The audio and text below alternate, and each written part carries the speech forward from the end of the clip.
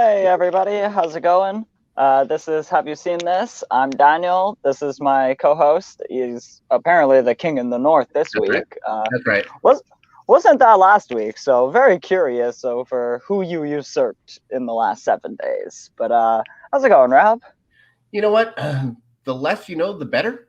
That's all I'm going to say. The less you know, the better. Fair. Comes to this.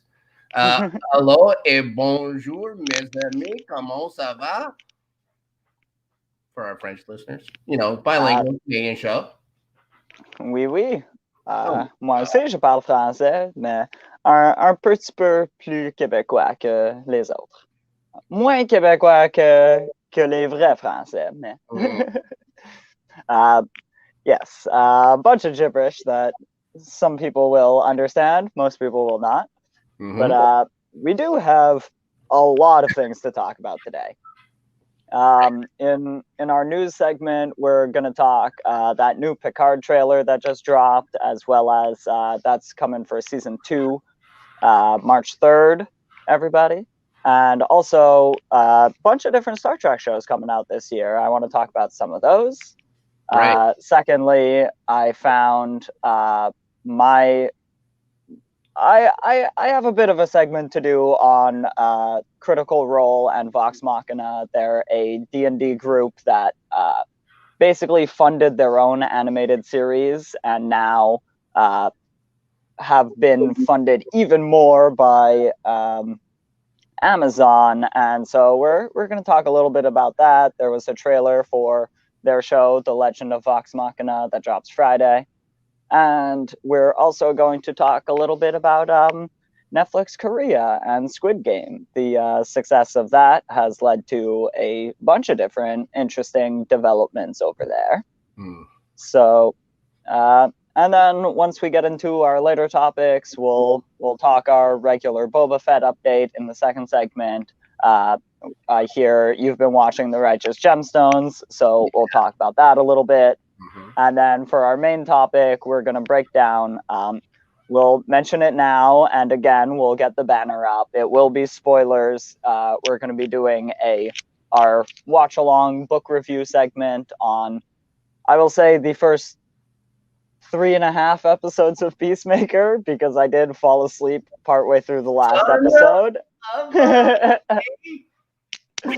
Hey, listen, I was watching it this morning, and I fell asleep. And then I woke up an hour before the show, and I had either the last half of that episode or Boba Fett to watch. And I did make my choice. I'm kind of happy with my choice, as much as I'm loving Peacemaker, actually. Well, that's good. Yeah. So shall we get into it? Live with it forever. Have you seen this Picard trailer for season 2? I got to see it. Yes. Okay. Did you watch Picard season 1? I have not, actually. I wasn't sure what I was getting into. Again, not much of a Star Trek person. So, outside of the movies, have you seen a Star Trek show? Maybe an episode or two, but yeah, it's very it was off my radar or just unavailable for a lot of the time when I was watching things. So yeah, I have not seen a lot of it, but I have definitely seen bits and pieces, and this show actually looks incredible. Yeah, even if I don't know what it's about. I guess the first season was pretty divisive. A lot of people didn't like what they were doing. I enjoyed it. I didn't give a shit. But if you don't know, the story centers around Data making a daughter for himself. He actually made 2. And there are who are those guys that look like Vulcans that aren't Vulcans? I never remember the nerdly aliens. Oh man, I should know this. Is it Romulans? Romulans, yeah. I guess Romulan that, and there's been a piece or whatever, but they're trying to break it down. No shit, nerd alert. So they end up finding Picard, and somehow he gets up with some people that he's known in the Federation and stuff like that, and they're trying to get this person safe. So that's what that all has to deal with. 7 of 9. Do you know who that is? I don't actually. Was the Borg character from Star Trek Voyager. Okay. I remember who the Borg are. That yes. So, well, it looks like they're going to be very important for this season coming up. So they have all banded together trying to save Data's daughter. So now it looks like something's happened, and they have to go back in time. And here's the thing: Star Trek has a history of going back in time to exactly this year. The only time I've ever seen them go back in time to like a time in the future or something like that, like 100 years from now, was First Contact. And I think they've gone to 2050 something or whatever when the warp drive was discovered or whatever. Mm. So when I first saw this trailer, it's like, oh, they're doing Star Trek 4. But they're resurrecting the Borg Queen and stuff like that. It for a Star Trek series, this is much more action-packed than people would be used to, I suppose. And see, Brennan, the people are hit or miss about Picard. I have a best friend who loves Star Trek. He loves the first season. You'll see other guys online absolutely hate it. I don't know. I thought it was good. So yeah, I'm definitely looking forward to the season. And yeah, like not knowing a lot about it, I have heard quite a lot of, and interestingly enough, everybody has one of those opinions about the current Star Trek shows, because I've heard a lot of this similar vibe about Discovery. And like some people really like it, some people find it's a little too out there, other people think it's not even the show they grew up watching. I don't think Star Trek is I think they think Star Trek isn't supposed to be as action based. Like I like literally 2 weeks ago finished watching the original series for the first time. I've seen episodes, of course, and seen all the movies, but I'd never watched every episode. So I watched every one. And they're more like Twilight Zone episodes, at least in the beginning. I don't remember the Enterprise. Oh, maybe twice with Klingon ships did they actually get into a fight with another spaceship. I can only think of 2 episodes though. So it is not like a Star Wars style show or whatever. It's action.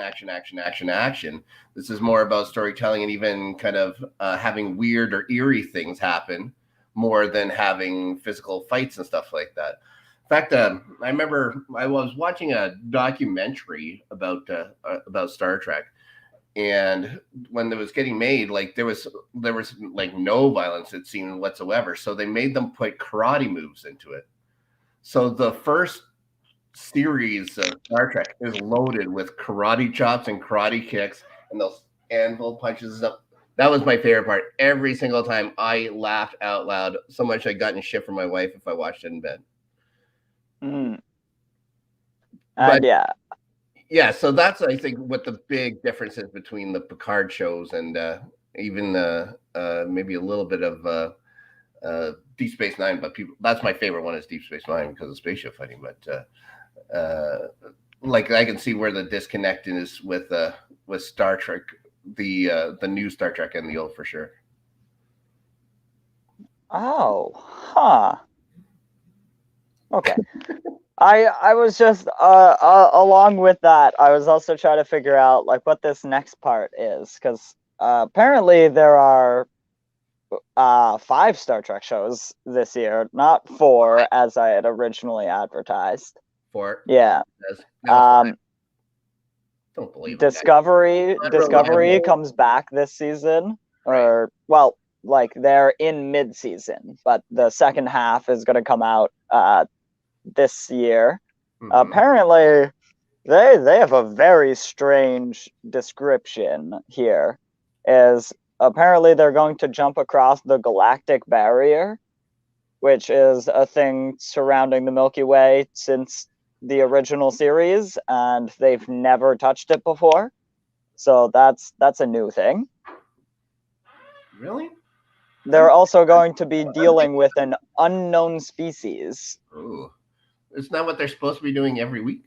At least that's what they were doing in the first one. I could have sworn there was an episode of the original Star Trek where that happens, where they get one of the 100 million times they get taken over by some kind of alien entity and forced to do something against their will. But I could have sworn they had to do something like that, but well, probably not. Well, I think it says.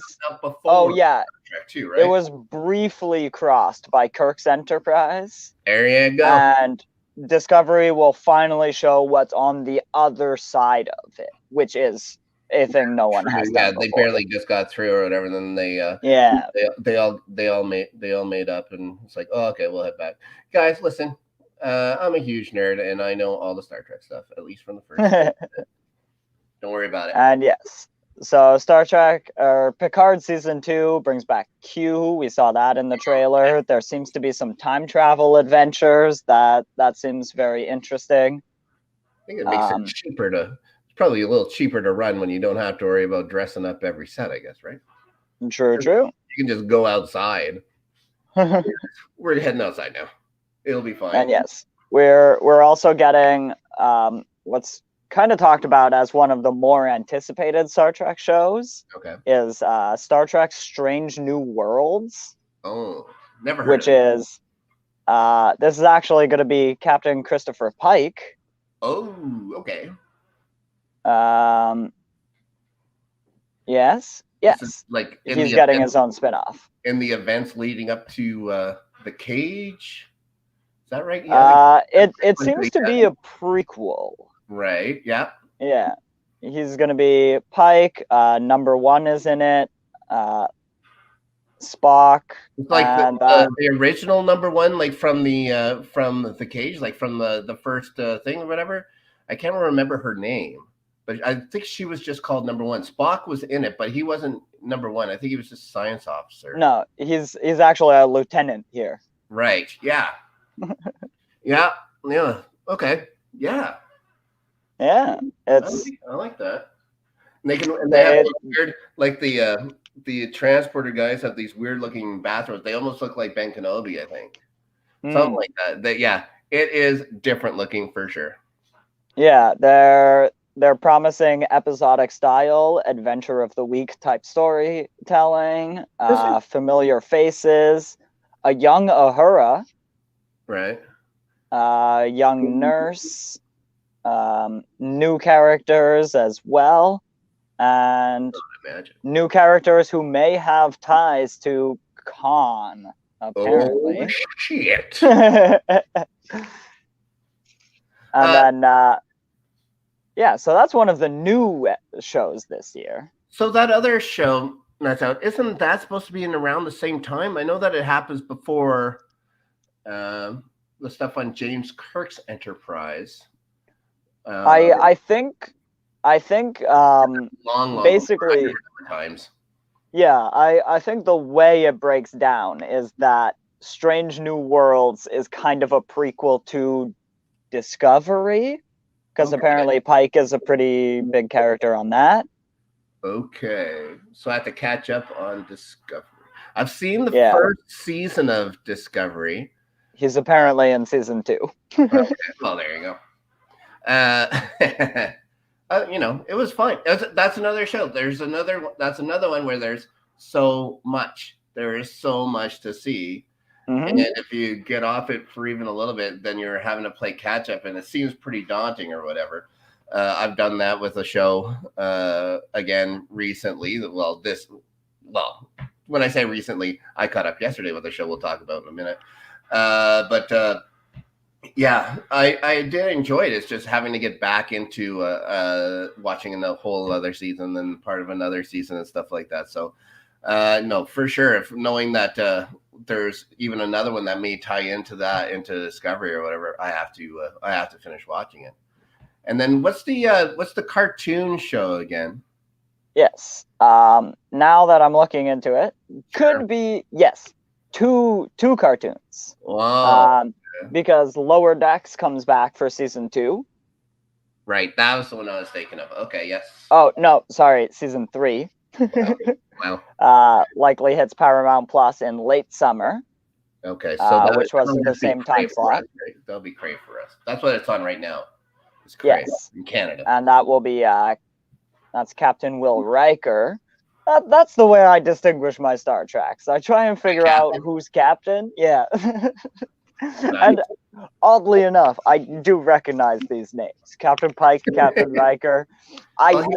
He wasn't Captain Riker. He was Commander or something like that. It's just like until the movies. Then he was probably Captain Riker. Probably Admiral Riker now or something like that. I can't remember. My mother was a huge Star Trek fan, and especially the movies. Like, we have all of them, collector's editions, sitting on a shelf somewhere in like a format I can't even play anymore. Laserdisc. Yeah, well, VHS, but VHS? Yes. Oh my God. So I had I have seen every single Star Trek movie in the theaters except for the one that seems more relevant to Picard, which is the second most relevant, which is Star Trek 4. I never saw it in the theaters, and I don't think I've ever seen the whole movie, but I probably should now that they're doing the old time jumping stuff like that. But yeah. Also, yes, and so we've got Lower Decks, which again takes place in the era of the Next Generation. Right. And then lastly, the second animated series and the 5th Star Trek show to premiere in 2022, which it's an all ages animated series. It's a joint venture between Paramount Plus and Nickelodeon. Okay. It's called Star Trek Prodigy. And this one is going to have Captain Catherine Janeway. Oh, all right. In the big chair. And again, I wasn't a big Voyager fan. It was fine. I just there were other things going on in the 90s for me to do. I know a lot of people like Captain Janeway. So yeah, that'll be good. I always heard that there was going to be a Worf show, like a Captain Worf or something like that, but I guess that's never going to happen. But, I would have loved to have seen that. And yes, so we have Star Trek Prodigy. Returns from its hiatus in January 2022. So either has or is about to. Season 1 is. And then the second half of it should be streaming in the fall because it's a 20-episode first season. Okay. And the villain is apparently John Noble. And I love that. I think John Noble should be every villain. His voice is amazing. Wow. All right. Well, yeah, that is interesting. Like, so many different. Apparently, there's also a Star Trek film in the works, but last time I checked, we don't cover film news. No, there is no film anymore. Just TV. Never heard of it. Movie theaters, huh? Yeah. When was the last time you went to one of those? Actually, kind of recently. Oh, I wish. The last time they were open. Now that Anyways, I didn't know there was that much demand for Star Trek, but they're making it, so I guess there is somewhere. Yeah, and honestly, hitting at all of the different aspects. Like, it seems like there's a sort of funnel system there. You watch Prodigy if you're a young person and you're into it.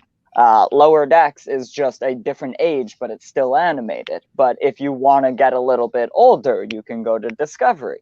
But then if you're one of the longer term Star Trek fans and you're looking for other characters that you remember from other series, you still have Picard there. Like, there's so many different avenues to go down that maybe this is where we don't get a resurgence, but we get a surgence of Star Trek fans, because it has been one of those that I don't want to say hasn't kept up with like everyone else, but it seems like the Star Trek people were always just trying to tell their stories and not pushing a fandom.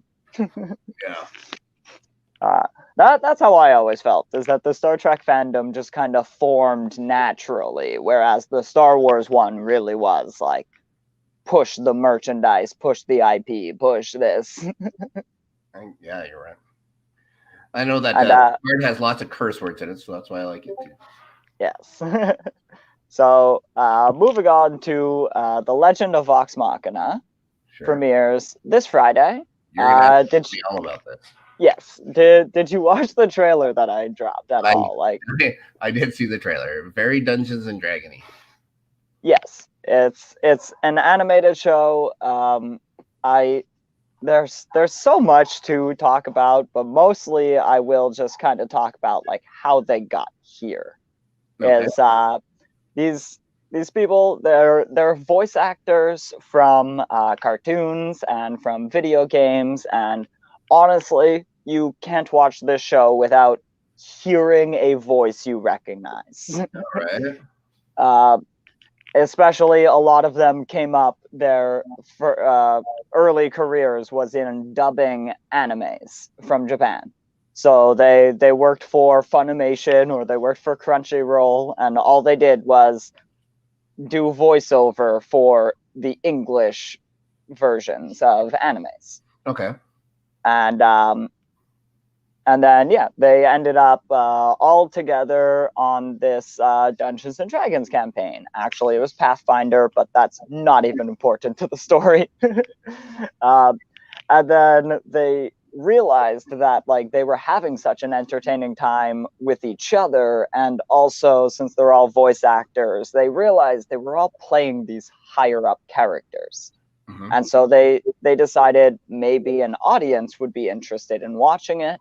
They brought this whole home game onto Twitch, and then for years and years they were on Twitch streaming every single week an episode. They play for about 4.5 hours a week every week, and then they ended up leaving. They were with a YouTube channel, Geek and Sundry. They ended up leaving that, making their own IP, their own company. Now they have a charitable foundation. They have merch stores all across the world. They have a show that literally millions of people tune into every single week for 4 hours at a time. And then, yeah, it's wild. And then, yes, they decided they wanted to, since they started their game and then brought it to Twitch, they wanted to tell that story that nobody got to see before the stream started. Okay. And so the original plan this is was a prequel. This is a prequel to the stuff that they're doing on the internet right now. Yes and no. Right. The original plan was we're going to kickstart 2 episodes of animation, and we're going to do the prequel. Mm-hmm. And then they also had stretch goals, because that's how Kickstarter works. And within 1 day, they had made over $10 million. They were the highest grossing for like a movie animation project. Like they were the highest grossing Kickstarter in their category ever. They blew MSTK out of the water, because Mystery Science Theater also did that. Right. They kickstarted their like resurgence thing too. Yes. And then, yeah, so they raised about $10 million. Then Amazon partnered in. They upped that from 2 episodes to 10 episodes. Amazon came in, added 14 more episodes for about the same amount as the Kickstarter raised. And then that brings it to a total of, before the series even airs, 2 seasons, 12 episodes each. And the wildest thing about all of this is before they kickstarted it, the Critical Role team brought this exact show concept to every one of these studios. Right. And Amazon passed on it, I believe, twice, because they had been talks like years and years ago. They have like tried to move their IP into different avenues, and there have been issues with like they don't own everything Dungeons and Dragons, like they're not Wizards of the Coast, so there are issues getting everything up off the ground. But this, other than me just being a huge Critical Role nerd, and like I love this art style in the show. I love like all of the people involved, and I love like the actual content, which will be a sort of epic fantasy. Imagine Game of Thrones, but like it's gonna be a lot worse. Oh shit! All right. Like worse in good ways. I mean, like there's gonna be more crassness. There's incest. Like, way I more. mean, no, more vampires. All right. Yes, it's much more high fantasy. Like it's not just dragons and a couple of sorcerers in this one. This is a full world full of magical beings. Okay, I have a great idea. Hmm. Let's pretend we have this whole backstory to the show. I'll draw some pictures and we'll sell this thing to a network for $12 million.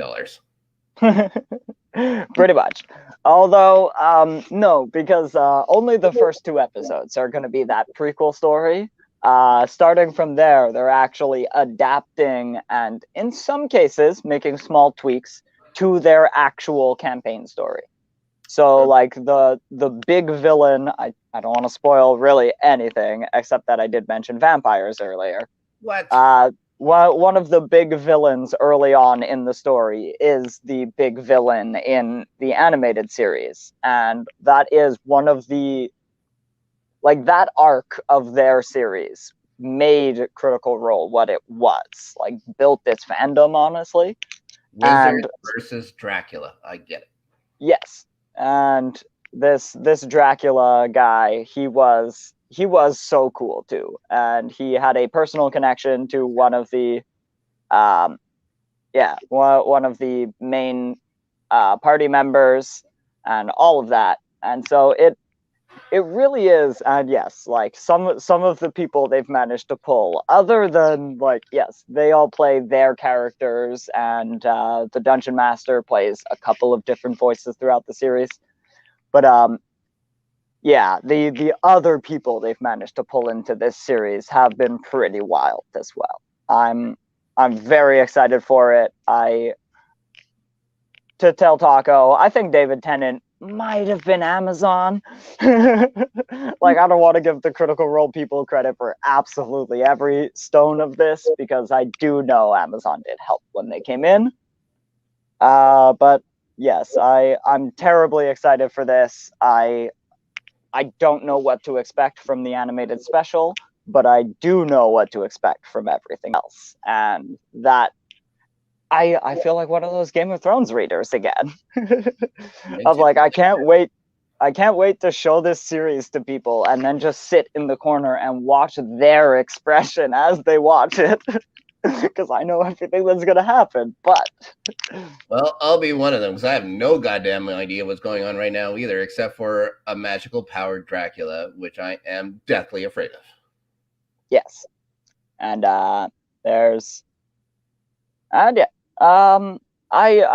really wanted to talk about this, and I wasn't sure what the audience would be, so I made sure to do it 3 days before the thing premieres, and if nobody else enjoys it, I'll be quiet now. Are they being dropped all at once, or are they dropping them weekly? Middle of that. They're dropping 3 episode chunks. Yes. Yeah. It's no. It's 3 episodes. Then next week is 3 episodes. Oh, okay. Then the week, so all 12 episodes are going to drop within 4 weeks. If you guys have never done this before, or if it has been a year since you have been a member of Amazon, you can go get your Prime subscription. You can get the free 1 month trial. You can apply for that once a year. And you can watch the entire show without spending a dime. This segment brought to you by Amazon Prime. Get Amazon Prime right now.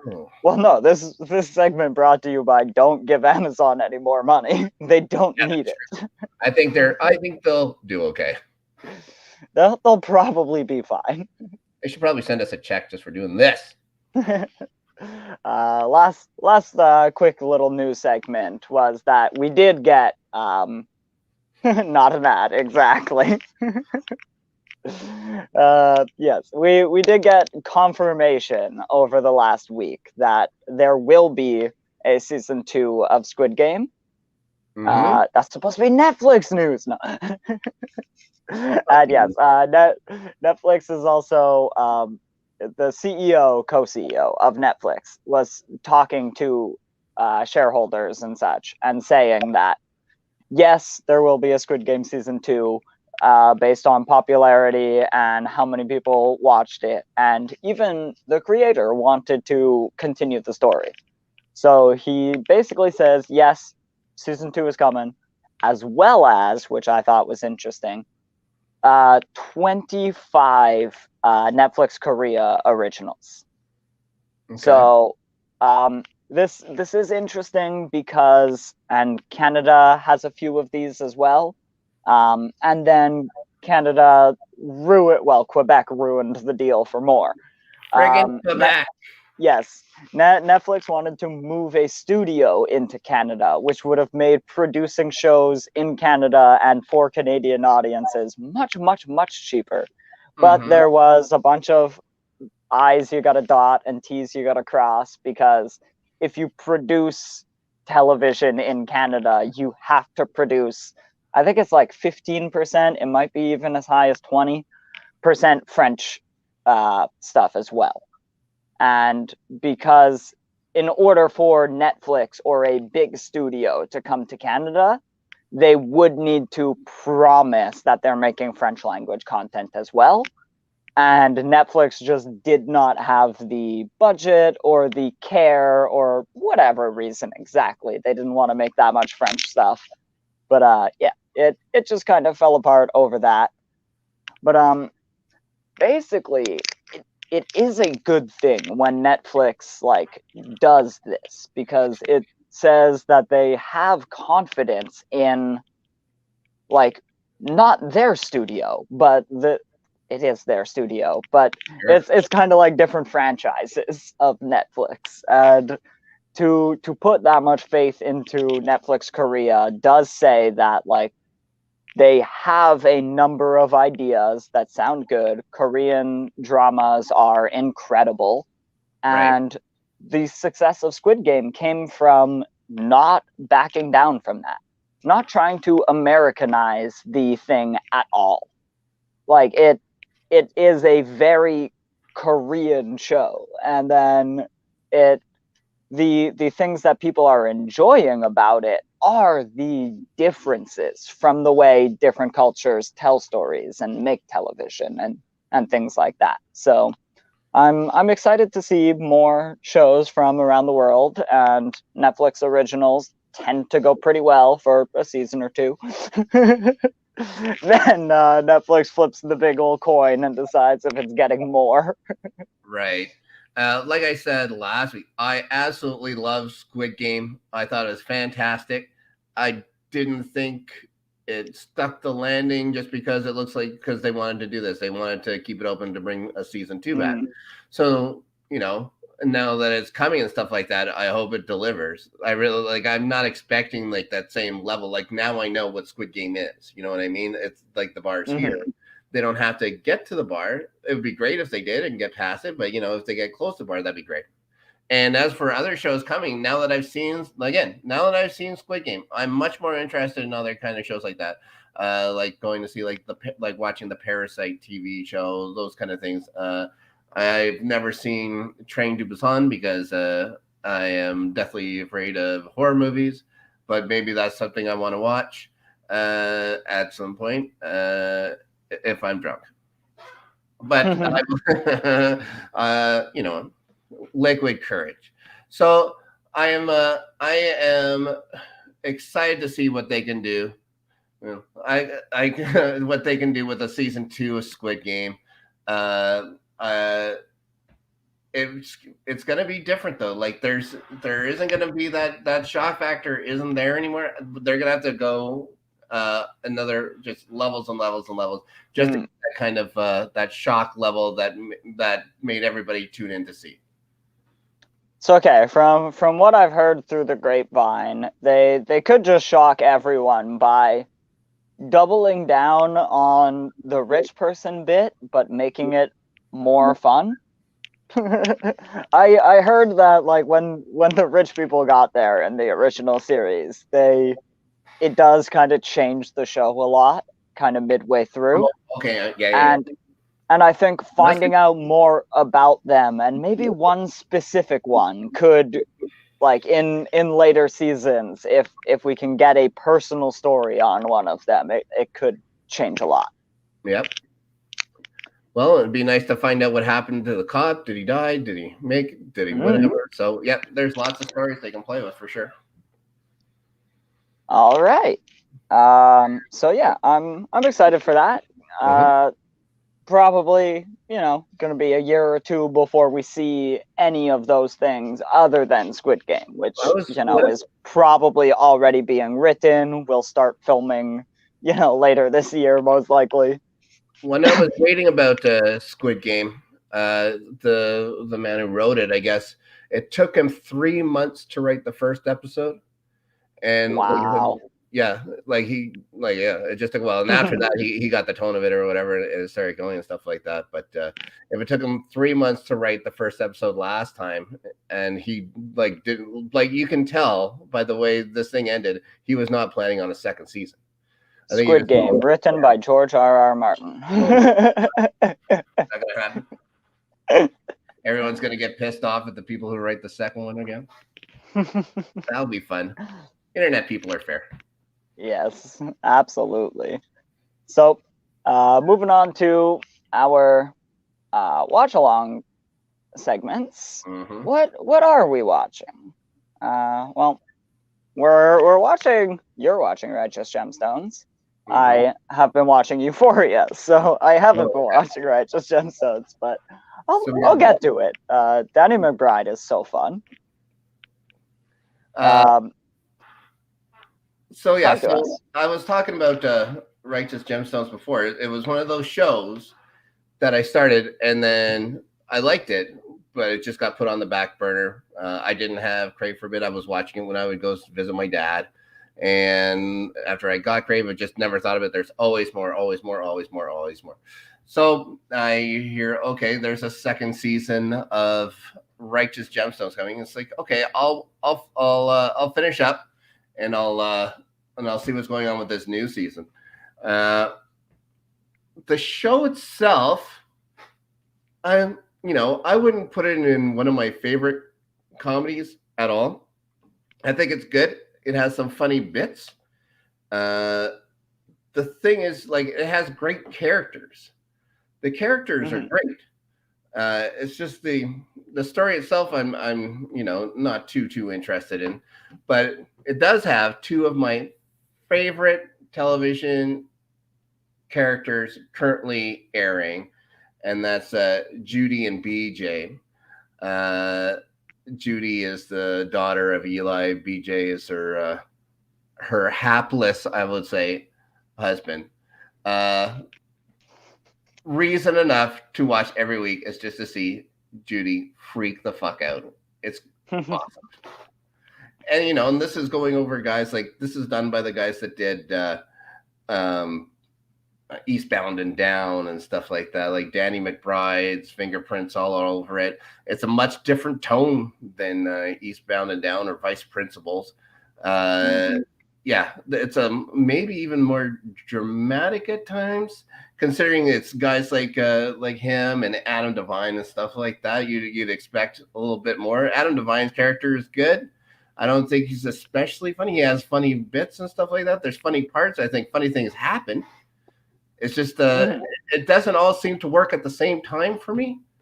but I still like the characters. And I get what you're saying about that. Is I kind of found the same thing when I was watching my 2-3 episodes.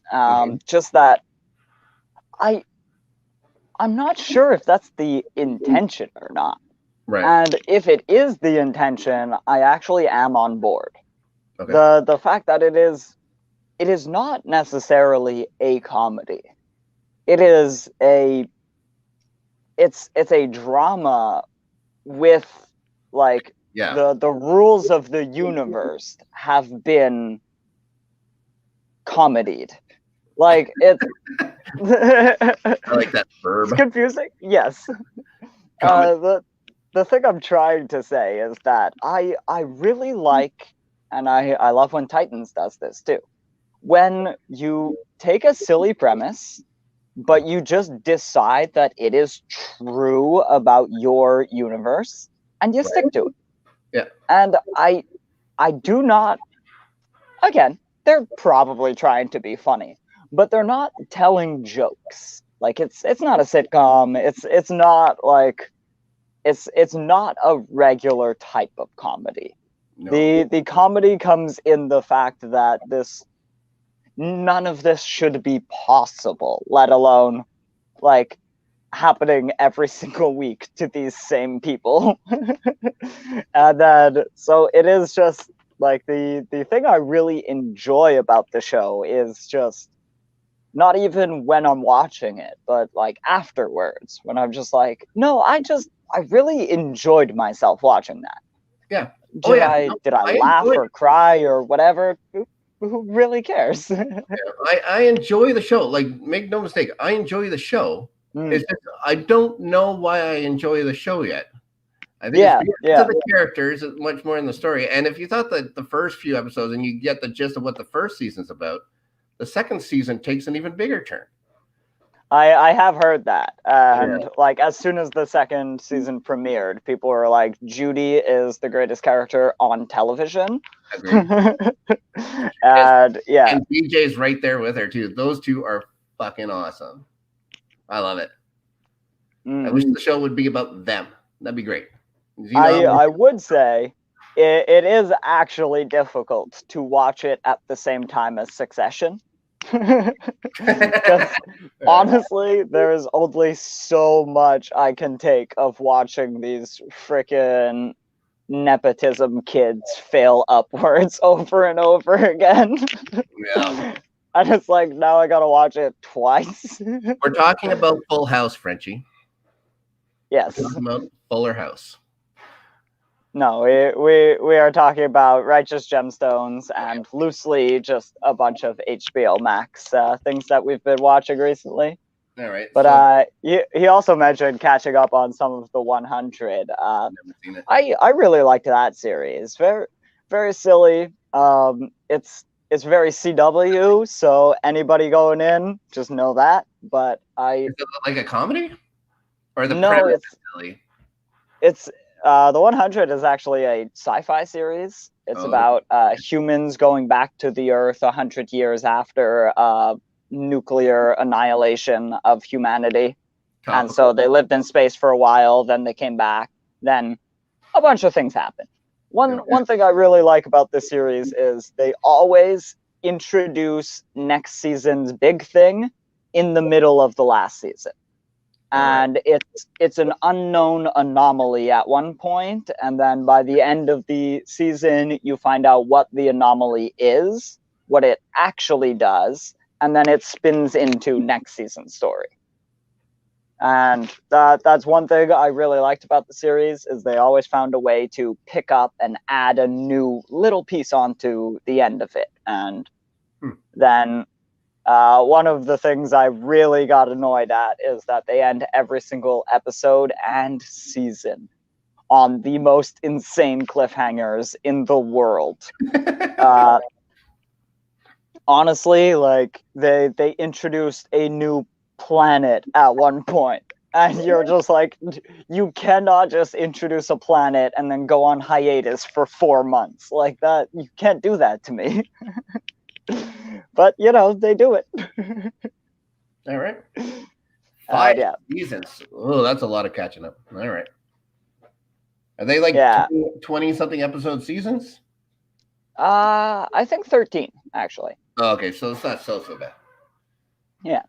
And I really enjoyed it. Had fun watching that show as it aired, and honestly, one of those ones where I'm kind of surprised they stuck the landing.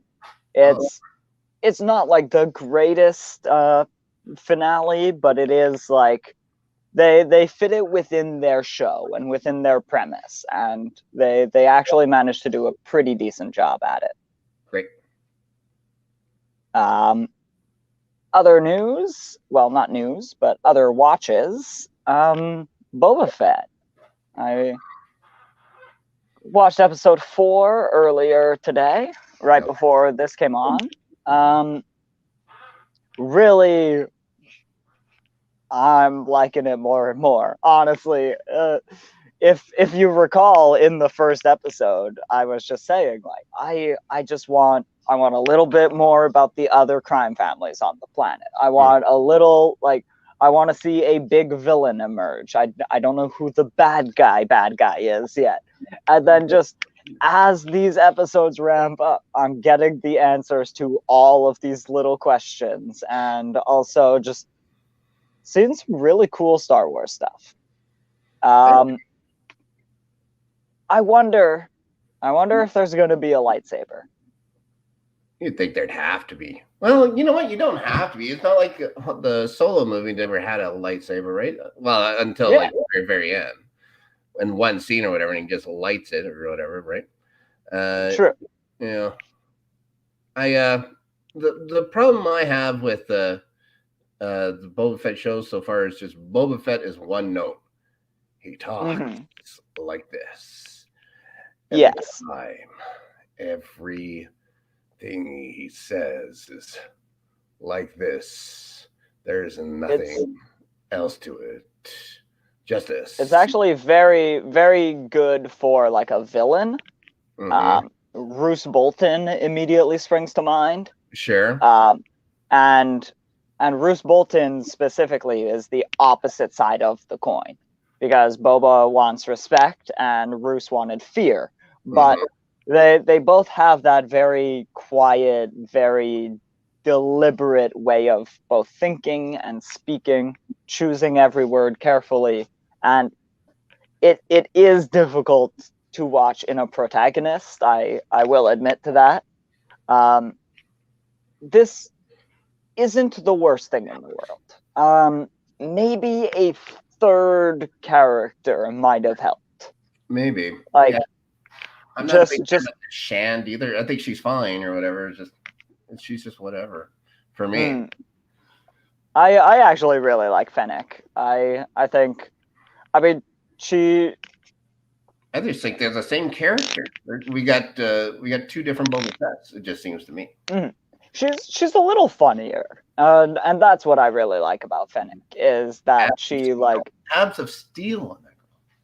Yeah, and like the way she answers questions, and she's always got like a sharp tongue, but is also like ready for shit to go down, really.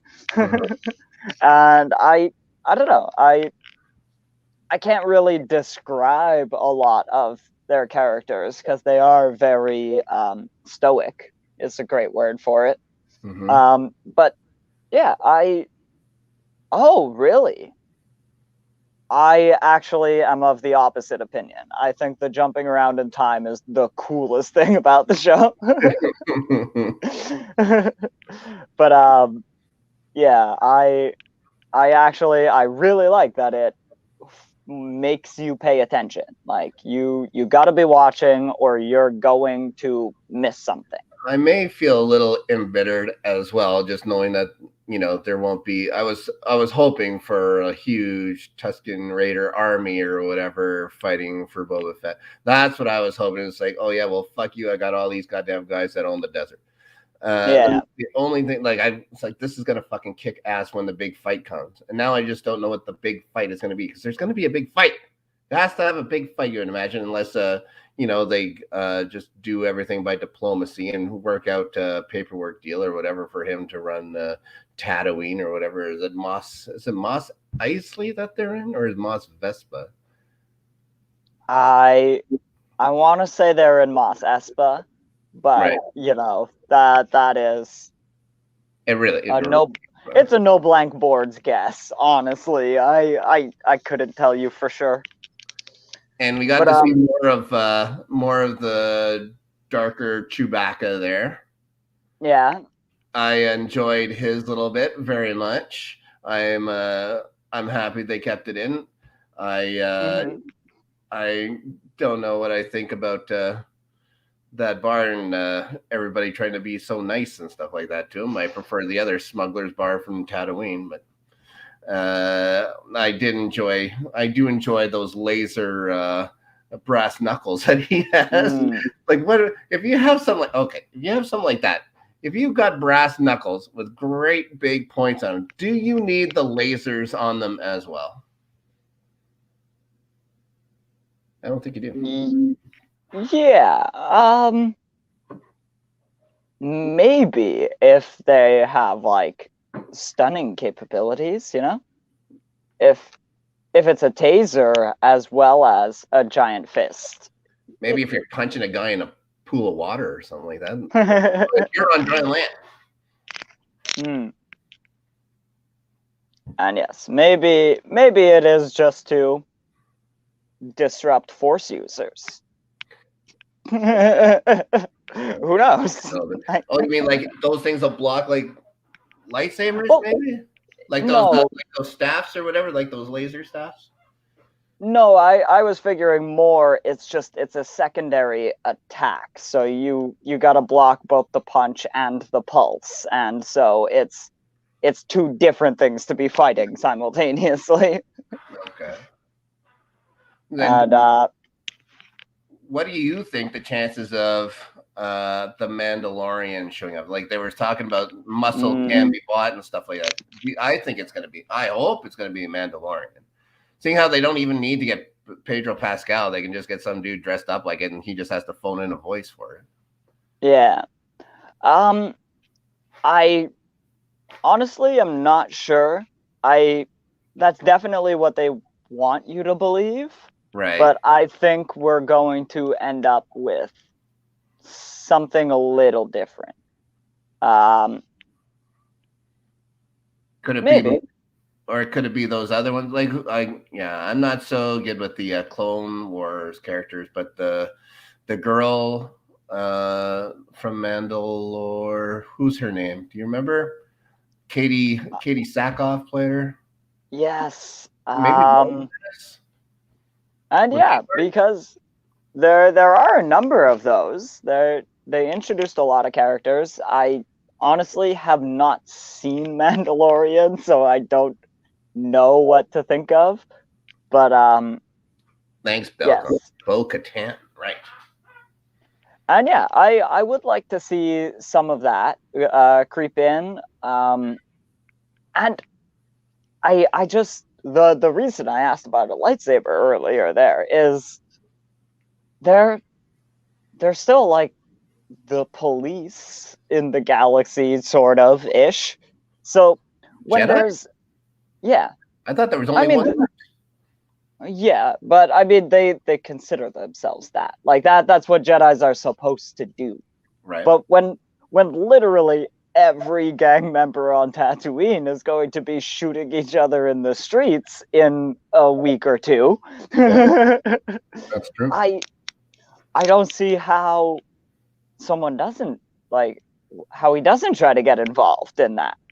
And even if it is off screen, even if it's only mentioned that he's around, I would like to know that, like, maybe a town visiting buddies and stuff like that, and maybe over at Toshi's station or whatever it's called. He's from there, like, and yeah, like I just figured there could be a chance that, like, again, I don't need him to be on screen and swinging a lightsaber around. I would just like to know that an entire planet can't go to war with itself without him showing up.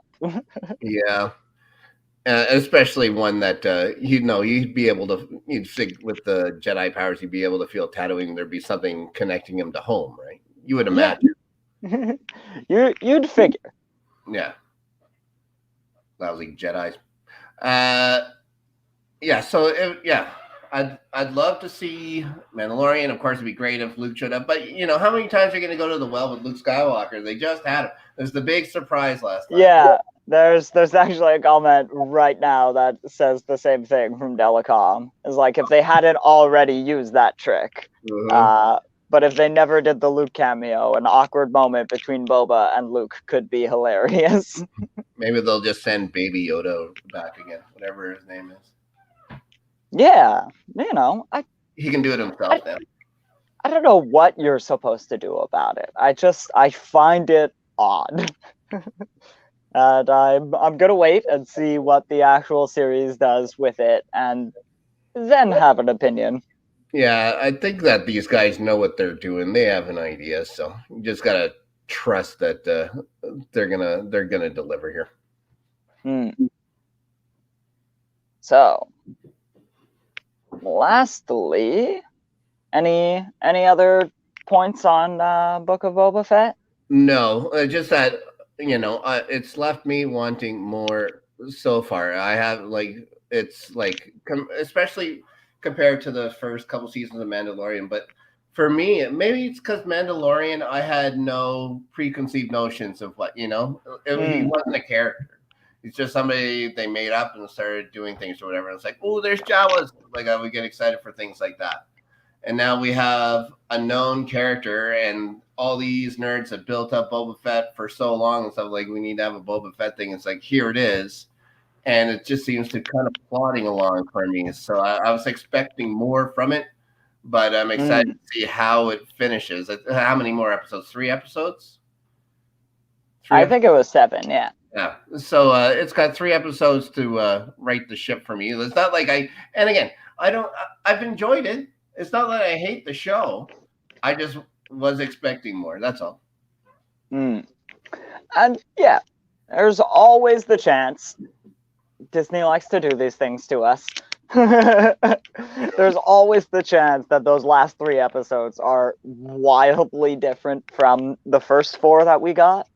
Mm-hmm. And they could be moving from a slow build to a full-scale battle by next episode. That is the kind of things Disney does, especially in these D+ series. Like, you cannot tell what is going to come up next. And but yes, so we had one other thing we were gonna talk about today. Our main topic, this little DC property called Peacemaker. Mm-hmm. Absolutely everyone's favorite member of the Justice League, right? Yes, that is exactly right. The best. Well, better than friggin' Aquaman. But yeah, Nark, you don't make me come on screen if you're not talking shit about Aquaman, okay? Who the hell was that? I don't know. Especially like as soon as you started talking about Aquaman, I tuned him out. So look, I love Jason Momoa. Okay. This is not the Aquaman show. What do you think of Peacemaker? First off, did you watch the movie? I did not watch the movie, no. All right. I'm actually gonna watch it at the end of this series. Did you watch the first episode of Peacemaker? Yes. I saw the first 3. You've seen all you need to know about the movie. And pretty much like now I already know several different things about the movie that were probably supposed to be sneak bits. Sure. Like the Rick Flag thing. Like I already know what happens to him. Yeah, well, yeah, it's just to know that, he's, the guy's an asshole. The guy's an asshole. Yeah, what did you So what did you think? You had no preconceived notions of what Peacemaker was going in. Mm. How did you find the first 3 episodes? I honestly, I really like this. It kind of alludes to what I was saying earlier, is I like when you take a thing that is on its face very silly, but you just pretend it is a rule constant of the universe and it just is. Right. And the fact that Peacemaker is just a sillier version of the Punisher is absolutely everything I needed. That's a good Like, way to put it. Sure. just like he's got the code, but it's a little bit different, and he's Yeah. got the weapons training and the betrayed by the army, and This guy may be a little bit different as well.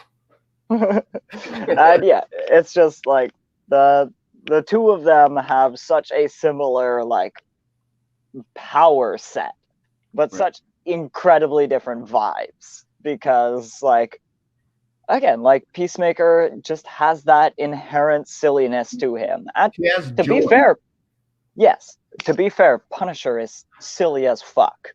The entire idea of Punisher is kind of dumb, but Right. they take it so seriously that it actually takes away from the enjoyment for me. Yeah.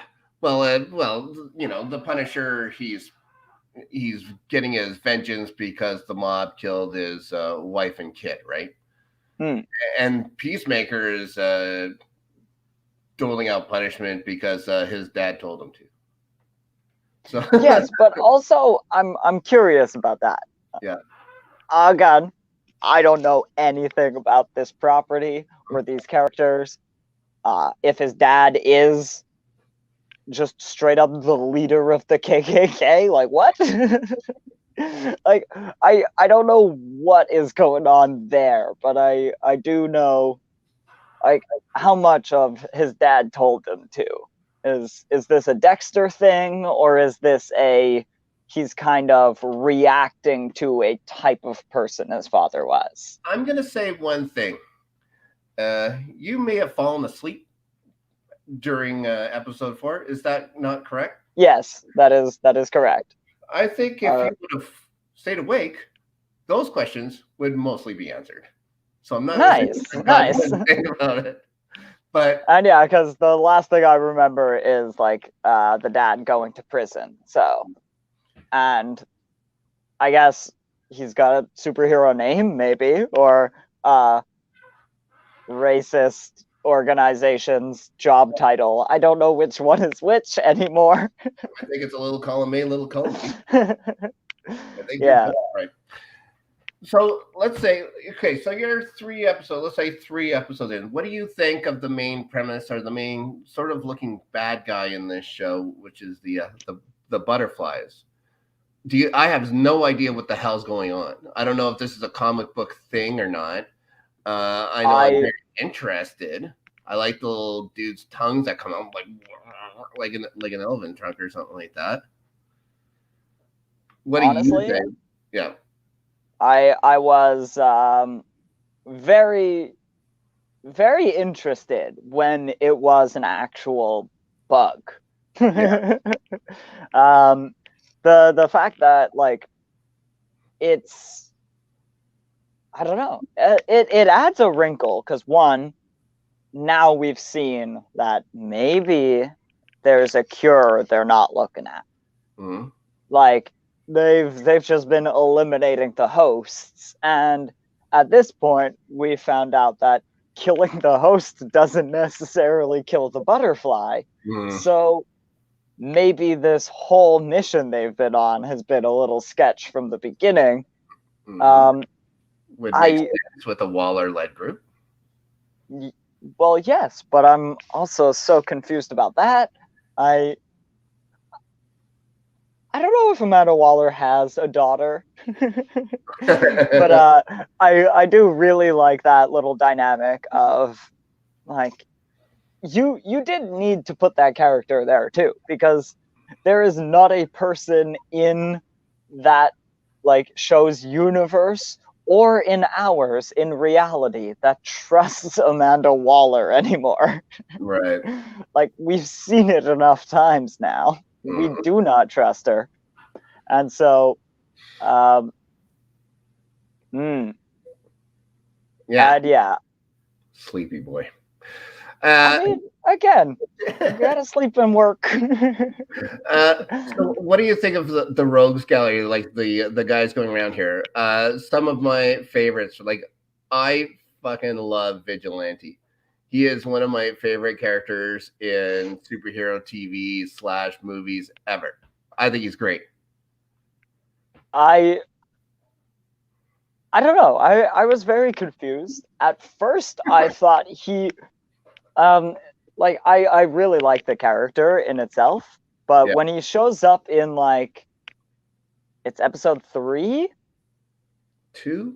Episode 2, I think. No. When he shows up in 3, when they're outside the senator's house. Right. Yes. Oh, yeah. At first, I thought he was there to fight them. Okay. And, like, because, like, he doesn't have all of the information that they know. Like, all he knows is that these are assassins. Right. And, like, Vigilante's whole thing is he kills people for breaking the tiniest little laws. Yeah. So at first, when he showed up, I wasn't sure if he was friend or foe. Right. See, and like in Frenchie and Dave are saying like he's great on the Arrow. I've never watched that show. I think I may have seen a couple episodes and stuff like that. I had no idea that he was actually in another property other than this. I thought he was just a character they made up for this show. And yeah, I've definitely watched some Arrow, and but a lot more of the other Arrowverse shows, and I don't know who Vigilante is. To be fair, a lot of Arrow villains tended to be darker version of Oliver Queen. So it was difficult to really tell them apart. Thing, where it's like the Flash only fought other Flash type people. These and pretty much, yeah. Only fought guys like Red Arrow or something like that, or Yellow. Yeah, pretty much. Yellow Arrow. Oh my god. Well, okay. So where would you like after watching almost 4 episodes of this? Do you prefer a show like this? I think Titans is a little similar to what in style of what this is, not maybe in execution and stuff like that. I really like Titans. Or do you prefer like the Marvel stuff? Do you like the stuff that's continuing on with that kind of thing? Because I'll be honest, like I was not a fan of any of the DC stuff, of the new stuff. I didn't mind Wonder Woman, the first Wonder Woman. I thought that was a good movie.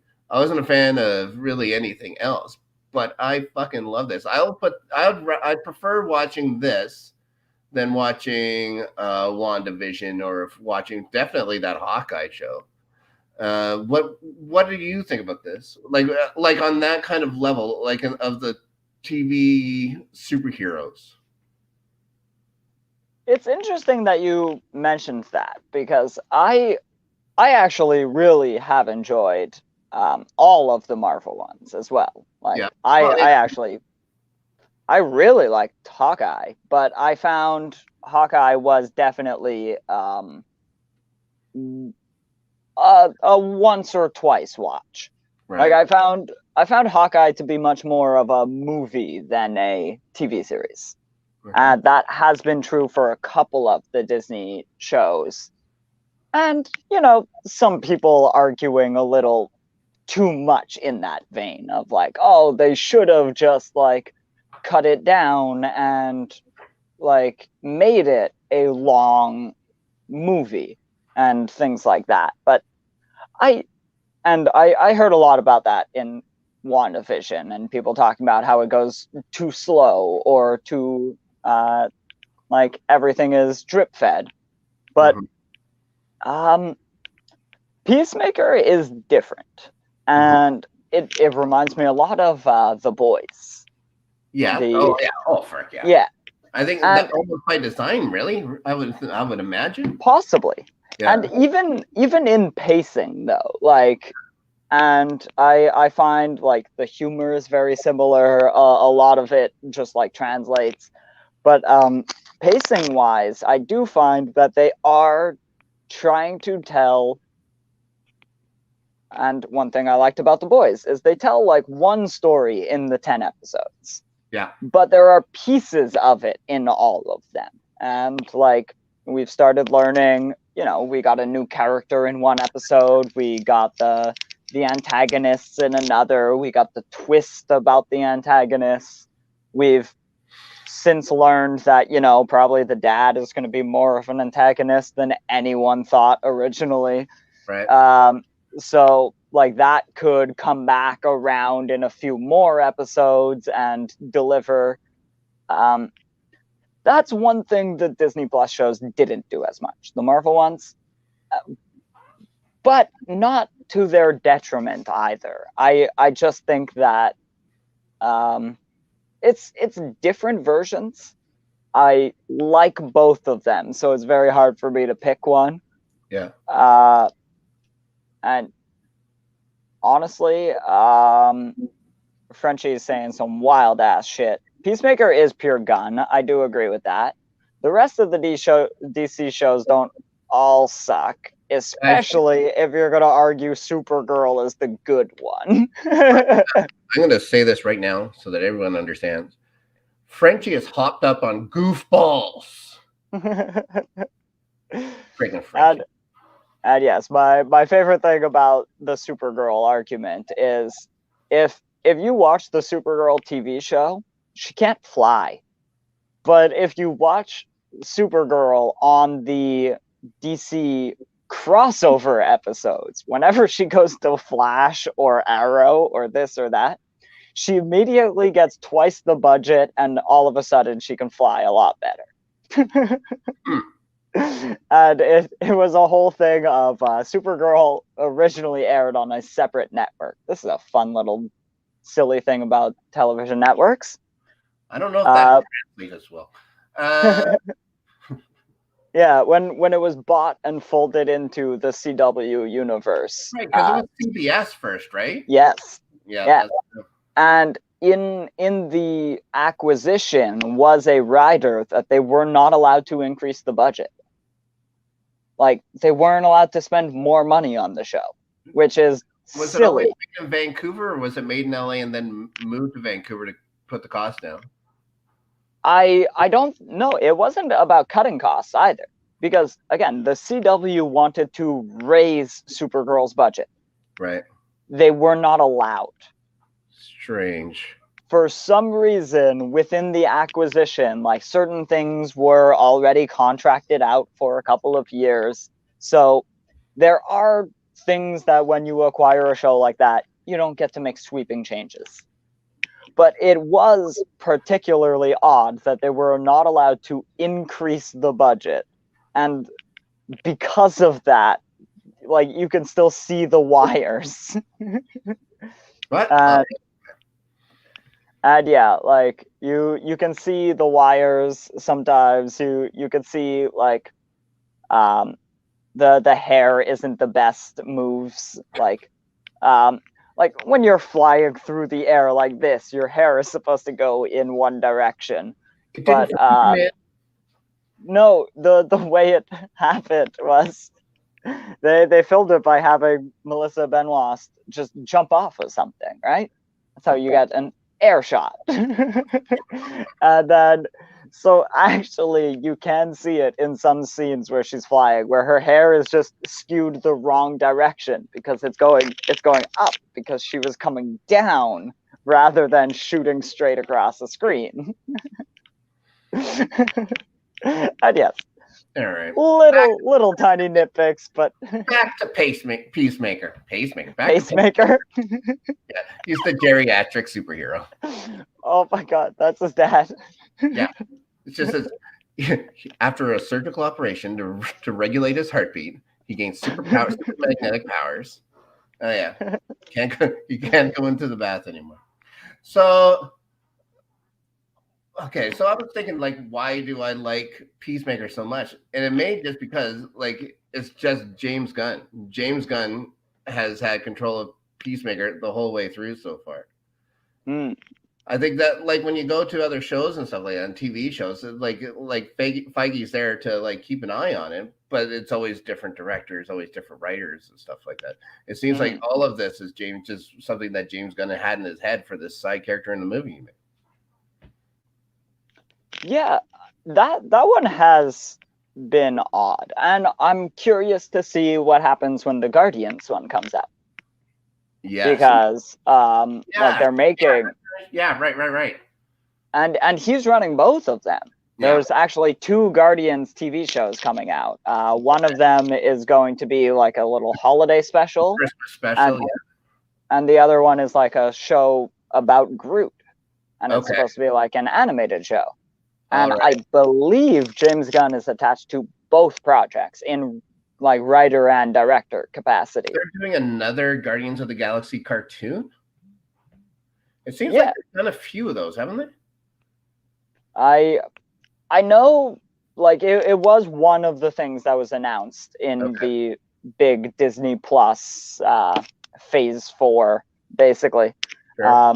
Was a show called I Am Groot, and also a and also a Guardians of the Galaxy holiday special that is live action, and that one will be filmed at the same time as Guardians Volume 3.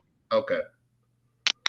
And so basically how they did the Avengers movies of like just shooting them at the same time. They'll take place in approximately the same time zones. Concurrently.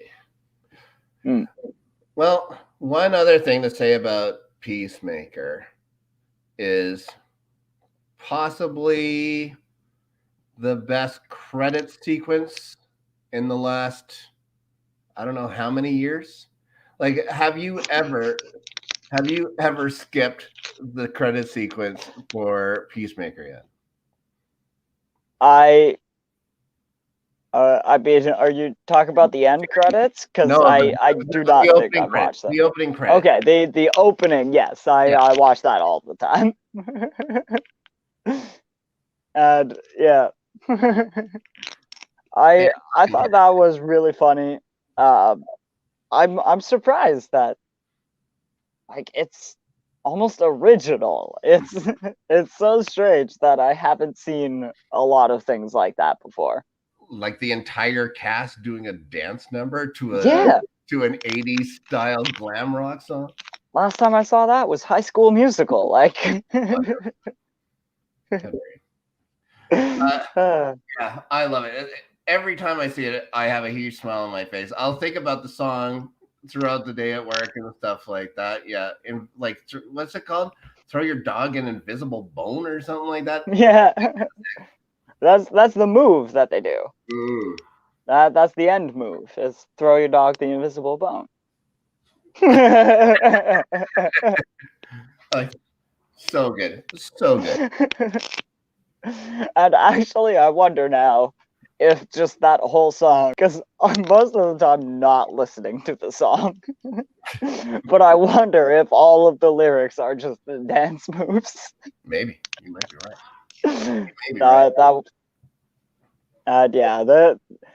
The opening number is really funny, especially because as soon as it gets back to the show, you can't see any of those characters as dancers. Steve Agee. Yeah. Well, also just like, like you think Mern, like that the character that he's playing in the show, you think he's a dancer? Sure. No. He's never had a feeling.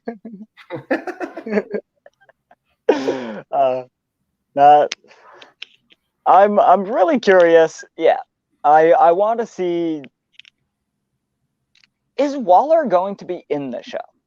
That's one thing I really need to know. Is on screen is cool and everything. Having her connected is great. It actually, I might have been disappointed had I not seen her at all.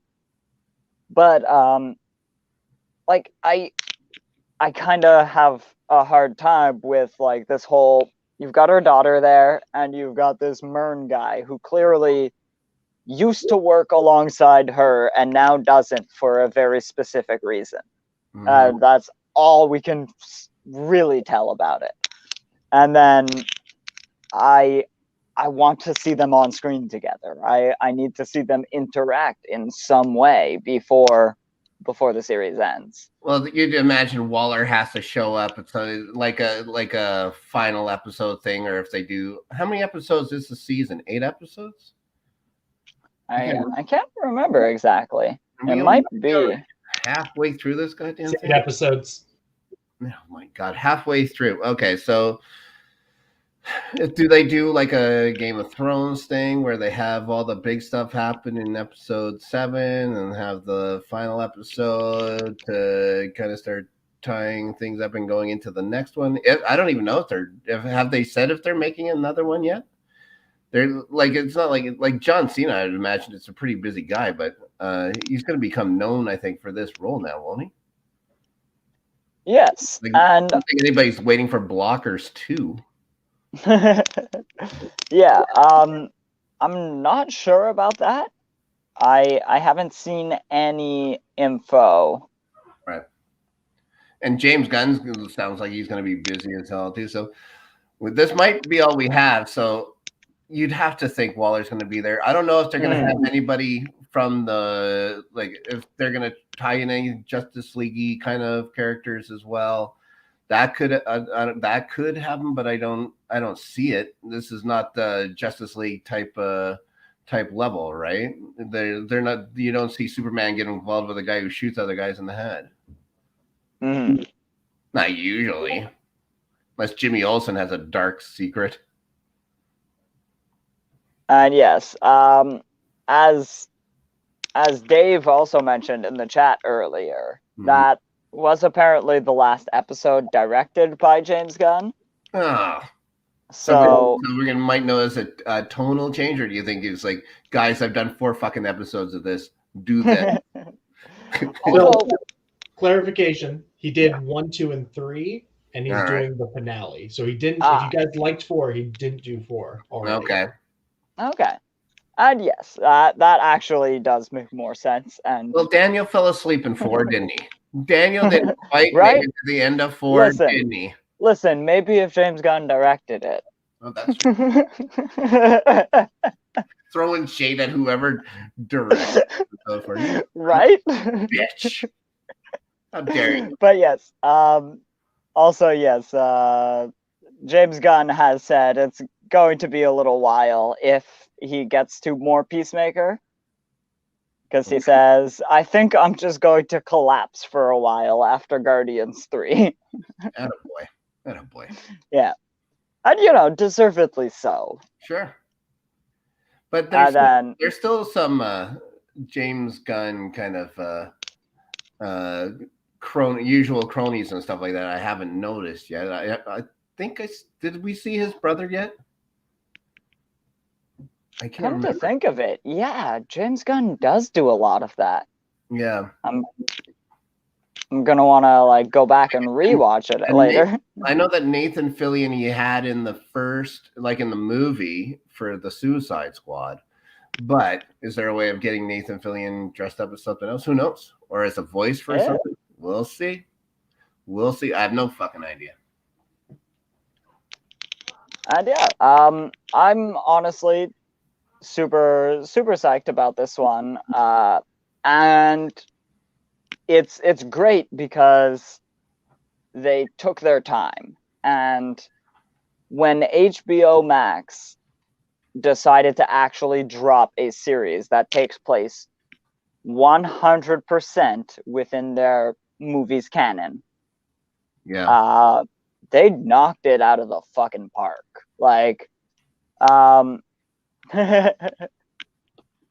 And yeah, I do think they did an incredibly good job with this series, and if this is the direction that Warner Bros. Is going to take when releasing more DC television shows, and I really like Doom Patrol, and I love Titans, but they are different vibes and different creative teams.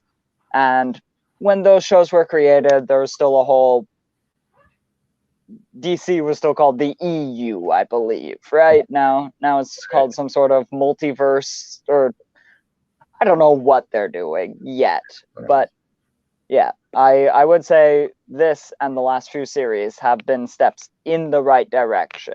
And if they find a way to consolidate, especially consolidate visions, that's one thing DC really needs to get done. Yes. And focus. Yeah. Yeah. And maybe not Snyder's focus. And like Marvel did need to figure that out too. Oh, yeah. And like you can see it in Phase 2. Watch Thor: The Dark World, Age of Ultron, and Iron Man 2. You're watching real. Actually, Iron Man 2 was Phase 1, but you're watching some real different movies. Yeah. And but then when you're watching the D+ shows, you're seeing a lot of different vibes as well. But there is a similar vein within all of them, that little Marvel kitsch, right? And they have found a way to tell very different stories with very different characters within a similar vein. And if DC wants to use this as their vein, it's a good jumping off point. And I also think that it will help, because Peacemaker does kind of toe the line between silly and serious constantly. I think the main advantage so far of this show is that I had no expectations. You know what I mean? I had the expectation that it was a James Gunn project, and I really liked the Guardian stuff, and I liked from what I saw the Suicide Squad, and I had no idea who Peacemaker was. I didn't and now all these satellite people, I didn't know that Vigilante was another guy and stuff like that. So maybe this is the path for DC. Is taking lesser characters and keeping them as TV shows, not these big properties where people have this whole planned out thing or whatever in their head of what the character should be. Introduce smaller characters into the same kind of world sort of stuff. Maybe that's the path to success for DC to start with. And after this is done, if they make a Peacemaker movie, I'd fucking love it. If they didn't do another television series, but I'd appreciate more television series, because the first 4 episodes of this have been friggin' awesome. Would you like, having seen the movie, would you like series on other characters from the Suicide Squad? No. No? But, no. I'd like to see them show up. If Ratcatcher 2 and stuff like that shows up, that'd be great. Idris Elba's guy is, whatever. And I'm, Harley Quinn didn't even have to be in the Suicide Squad. I have no idea why she was. It would have been contracts. Yeah, King Shark would be again. If King Shark shows up in something again, great. But yeah, I couldn't see an entire thing, or Polka Dot Man. I love Polka Dot Man. I like just the weirdness of that he has to expel all this stuff. What is it, every 3 hours, or else it'll explode. I love that. It's weird and stupid, and it was funny. But not quite a full streaming show series worth of fun. If they want to do a full streaming show on the origin of Polka Dot Man, and show what his mother did and stuff like that to him, it would not have the same tone for sure as anything like this, because that is some ruthless fucking shit. Yeah. Okay. So, and yeah, I wonder, let's take a guess here. Which of those characters is most likely to be infected by a brain worm?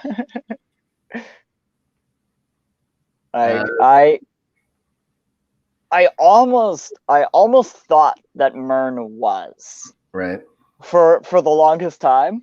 I was just like, are you actually one of them? He seemed way too close to it. Yeah. But then, like, after the events of episode 3, I'm less believing of that.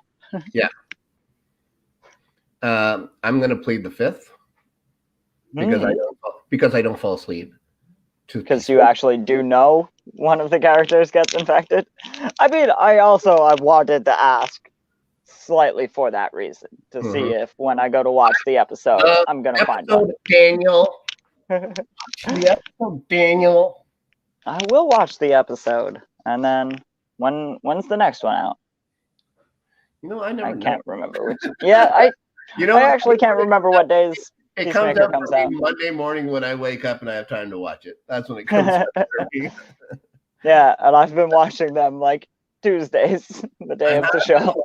I have been lucky where I've been able to stay away from spoilers. Like, I didn't see the Boba Fett show till yesterday, this last episode, and I don't see Peacemaker usually until Monday morning and stuff like that too. So I have no real idea when it comes out, and I think now that I'm crazy, Righteous Gemstones, I believe it comes out on Wednesday, but I'm not sure.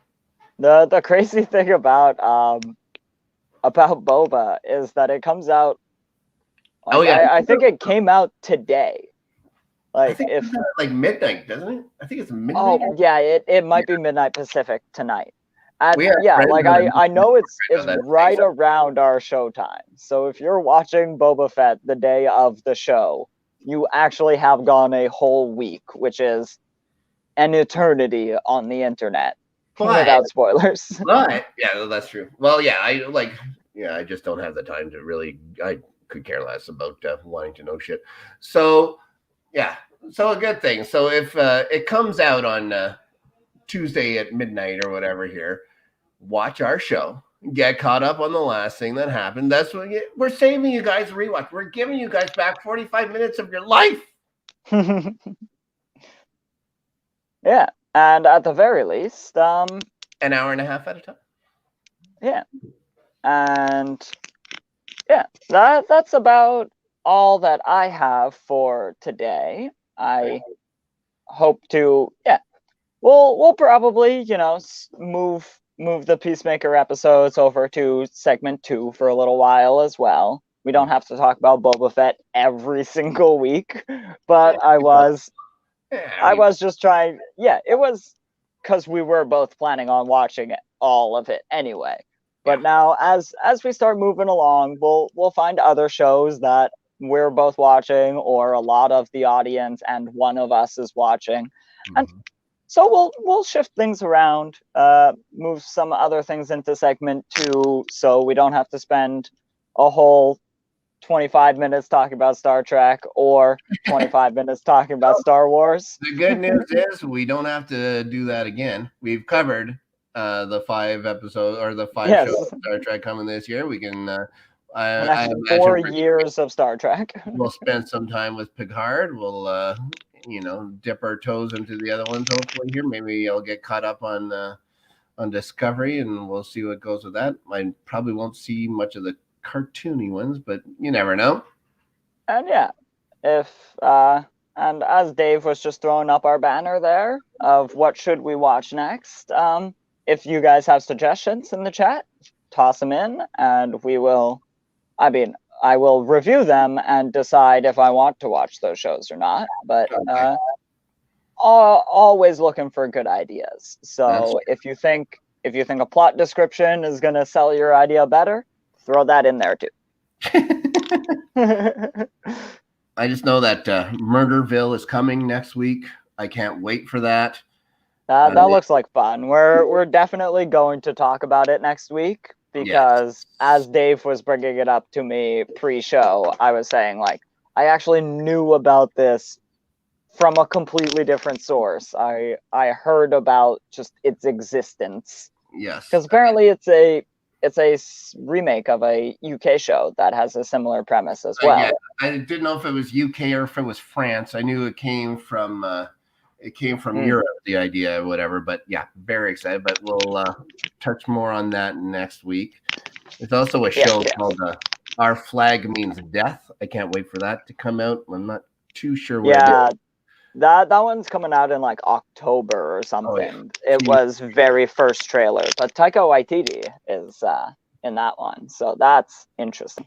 Yes, yeah, no, there's it turns out there seems to be new shows coming to television all the time. What? Are you sure I just don't have to watch Community for the 147th time?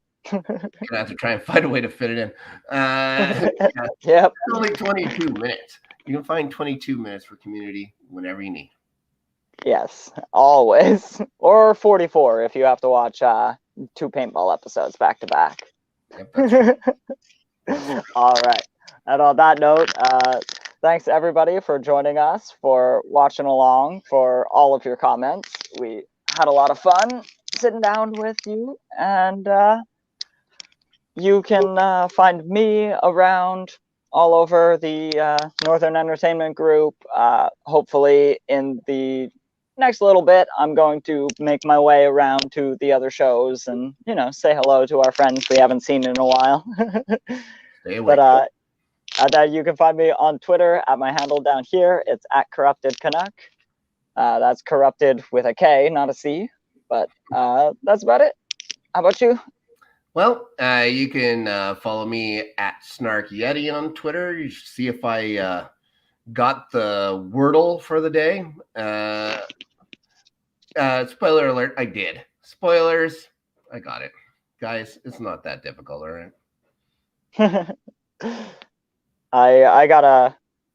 I'm gonna have to eventually check out this Wordle thing, but by the time I do, it's gonna be over. Yeah, that's weird. I give it a week or two. Yeah. What the fuck do I know? Who knows? Most important. And yeah, so with that, I guess we'll see everybody next week. Thanks again for watching. Make sure you like the video. Make sure you are subscribed to our page, and you will get notifications for all of our other episodes. That's right.